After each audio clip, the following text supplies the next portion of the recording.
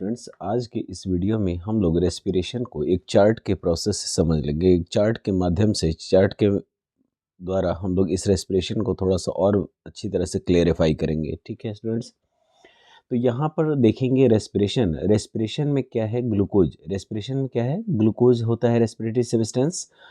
अब देखिए, ग्लूकोज जो है वह जिस प्रोसेस को परफॉर्म करता है उस प्रोसेस को हम लोग कहते हैं ग्लाइकोलाइसिस, है ना।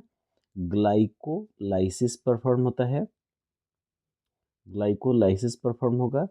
और ग्लाइकोलाइसिस होगा कहाँ पर? तो याद रखिएगा कि ग्लाइकोलाइसिस जो होगा वह होगा आपका किसमें? साइटोप्लाज्म में होगा, साइटोप्लाज्म में। ठीक है। अब यह साइटोप्लाज्म में जो ग्लाइकोलाइसिस प्रोसेस परफॉर्म होगा वह प्रिपेयर क्या करेगा? तो इस ग्लाइकोलाइसिस प्रोसेस से प्रिपेयर होता है पायरूवेट। Pyruvate, pyruvate. ठीक है। अब देखिएगा, ये अगर आपका जो है वह ऑक्सीजन के प्रेजेंस में रेस्पिरेशन हुआ, ठीक है, तो यह ऑक्सीजन के प्रेजेंस में होगा। अगर ऑक्सीजन के प्रेजेंस में होगा तो यहाँ पर लिख देंगे, है ना, प्रेजेंस ऑफ O2। ठीक है, प्रेजेंस ऑफ O2 ऑक्सीजन के प्रेजेंस में होगा। अगर ऑक्सीजन के प्रेजेंस में होगा तो यह कन्वर्ट हो जाएगा पायरूवेट, एक ग्रुप होगा जिसे हम लोग कहते हैं एसिटाइल ग्रुप। ठीक है, एसिटाइल ग्रुप कहते हैं। यह एसिटाइल ग्रुप का केमिकल होगा।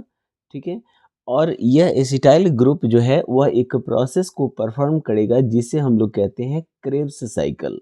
ठीक है, क्या करेगा? क्रेब्स। ठीक है, क्रेब्स साइकिल। अक्सर आपसे पूछ देगा क्रेब्स साइकिल क्या है, तो आप इस प्रोसेस को वहाँ रिपीट कर सकते हैं। ठीक है, क्रेब्स साइकिल परफॉर्म होगा। अब देखेंगे जो ये क्रेब्स साइकिल है, एक क्रेब्स साइकिल में क्या होगा कि इसमें इलेक्ट्रॉन ट्रांसपोर्ट चेन बनेगा। ठीक है, इलेक्ट्रॉन ट्रांसपोर्ट चेन बनेगा। ठीक है, इलेक्ट्रॉन, ठीक है, इलेक्ट्रॉन ट्रांसपोर्ट चेन बनेगा, ट्रांसपोर्ट चेन बनेगा।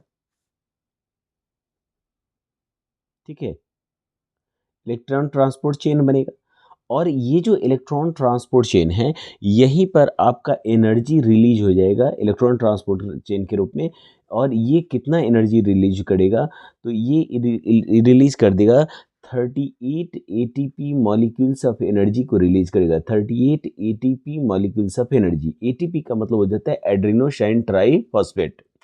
देखिए, जिस समय एनर्जी रिलीज हो रहा होता है एटीपी के फॉर्म में, जिस समय रेस्पिरेशन के समय एनर्जी रिलीज हो रहा होता है, उस समय हमारे सेल में, है ना, एडीपी होता है, यानी कि एड्रीनोसाइन डाइफॉस्फेट होता है।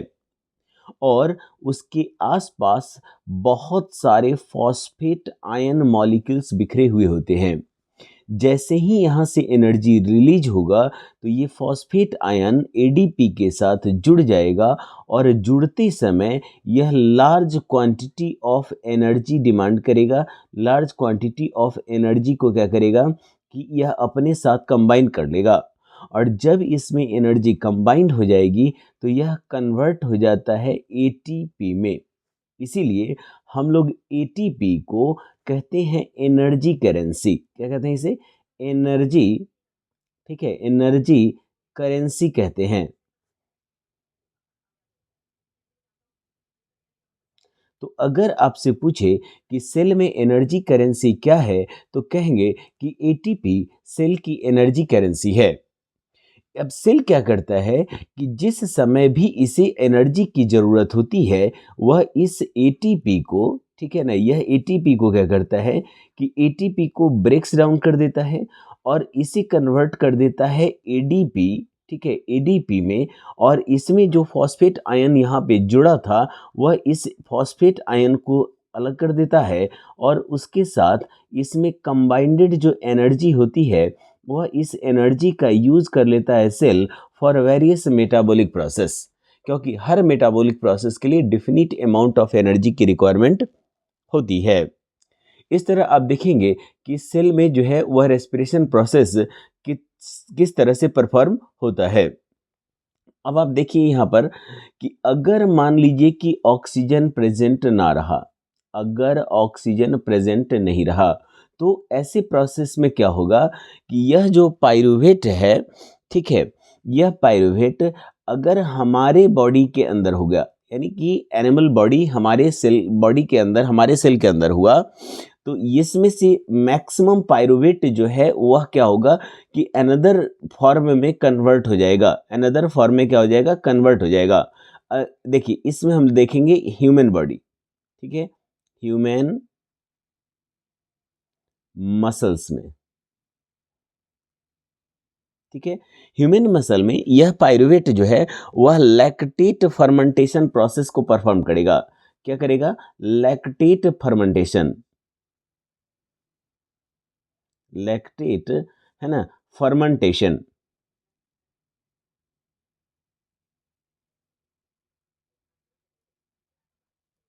ठीक है, लैक्टेट फर्मेंटेशन प्रोसेस को परफॉर्म करेगा और यह हमारे सेल में फॉर्म कर देगा लैक्टिक एसिड को। क्या बना देगा? लैक्टिक एसिड, लैक्टिक एसिड बना देगा, ठीक है। अगर यही अगर इसके आपके ईस्ट में होगा, अगर यह ईस्ट में होता,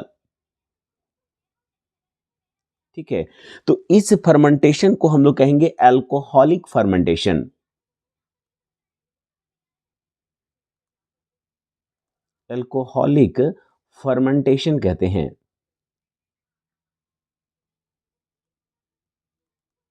अल्कोहलिक फर्मेंटेशन कहते हैं और इसमें जो है वह इथाइल अल्कोहल बना देगा।